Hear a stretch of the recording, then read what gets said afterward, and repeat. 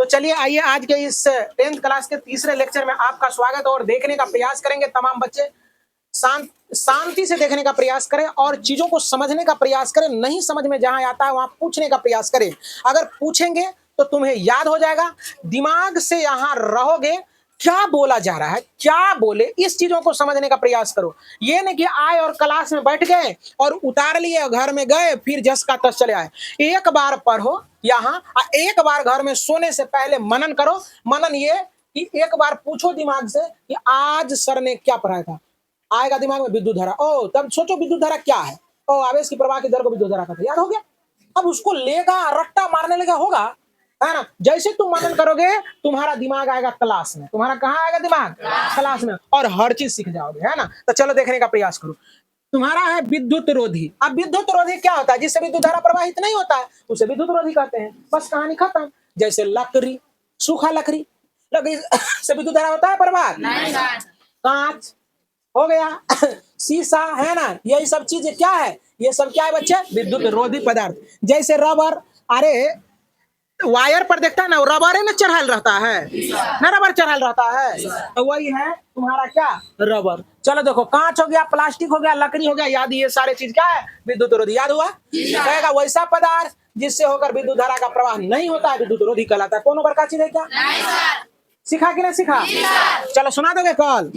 चलो अब है विभवांतर। तो विभवांतर का मतलब होता है दो विभवों के बीच के अंतर को विभवांतर का। बस इतना भी कह देगा चलेगा। अच्छा, दूसरा कहोगे इकाई धन आवेश को किसी परीक्षण कहता है, इकाई धन आवेश को किसी विद्युत क्षेत्र में लाने में किया गया कार्य को क्या कहते हैं? विद्युत विभवांतर। कोई दिक्कत? अब कहेगा फिर इकाई धन आवेश को, इकाई धन आवेश को किसी विद्युत क्षेत्र में लाने में किया गया कार्य को क्या कहते हैं? विभवांतर कहते हैं।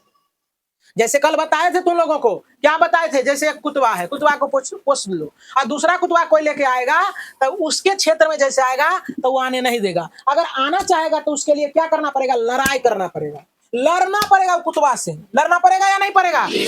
पड़ेगा रे। तू सरल कुत्ता पोष लो, दूसरा का कुत्ता मोटगरो कुत्ता लेके आएगा तो उससे वो लड़ जाएगा ना, क्योंकि कुत्ता वफादार होता है, आदमी वफादार नहीं होता है। इसीलिए कहता है इकाई धन आवेश को विद्युत क्षेत्र में मतलब कि वो कुतवा के क्षेत्र में लाने में जो उठा पटक होता है उसी को विभवांतर कहते हैं, उसी को लड़ाई झगड़ा कहते हैं। और उसी को यहाँ जोड़ देना उसी परिभाषा से, इकाई धन आवेश को, कोई कहता है इकाई परीक्षण आवेश को, है ना, कोई कहता है धन आवेश को, जैसा भी सोचो, है ना। कहता है इकाई धन आवेश को उठा के विद्युत क्षेत्र में लाने पर किया गया कार्य को क्या कहते हैं?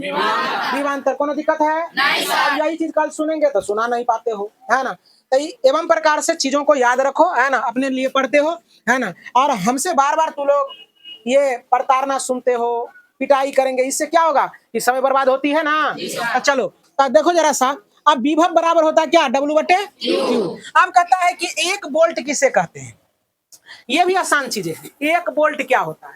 तो एक वोल्ट क्या होता है? जब कहता है कि किसी धारावाही चालक तार के दो बिंदुओं के बीच एक कूलम आवेश प्रवाहित करने पर एक जूल कार्य करना पड़ता है, जिसे हम लोग एक वोल्ट कहते हैं। देखो कितना आसान है। कहता है, देखो जरा सा, कहता है देखो V बराबर क्या होता है? W/Q। कहता है अब कोई तार है, तो कहता है क्या कि जब किसी तार के बीच में हम क्या करते हैं? इकाई एक कूलम आवेश ले लिए, एक कूलम आवेश लेके यहाँ ला रहे हैं उठा के, तो हमको एक जूल कार्य करना पड़ा। मतलब कि देखो जरा सा, तो कहता है क्या?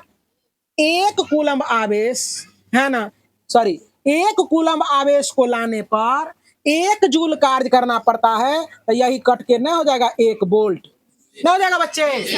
तो एक कूलम, देखो यहीं से याद कर लेना, एक कूलम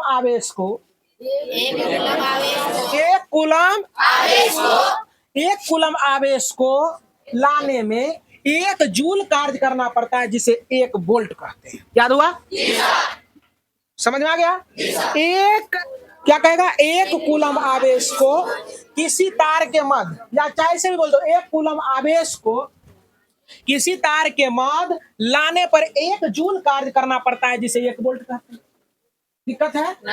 बुलवा लेंगे अभी तुरंत। सुन लो, यहाँ देखो कि क्या है, आवेश है ना? हाँ, आवेश है ना? आवेश का मात्रक कूलम्ब रे। आई क्या है?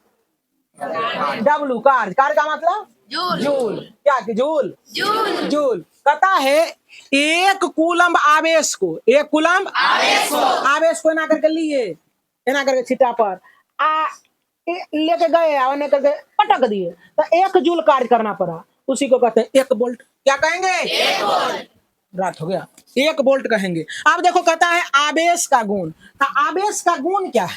तुम्हारा गुण क्या है? बिट्टू सर जी का गुण क्या है? बिट्टू सर जी का गुण है कि अच्छे से पढ़ाते हैं, एक गुण। और नहीं पढ़ने वाले बच्चों को बढ़िया से कूटते हैं, दूसरा गुण।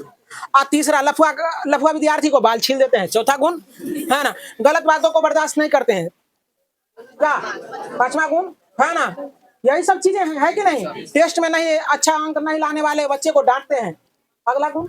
जैसे तो उसी प्रकार से आवेश का गुण है। यहाँ देखो, तो आवेश का गुण ये क्या करते हैं? समान प्रकृति जब होता है, समान तो ये विकर्षित होता है, भागता है, दूर भागता है। समान प्रकृति में दूर भागता है, और समान प्रकृति रहेगा सट जाएगा, आकर्षण हो जाएगा, आकर्षण हो जाएगा। कोई दिक्कत?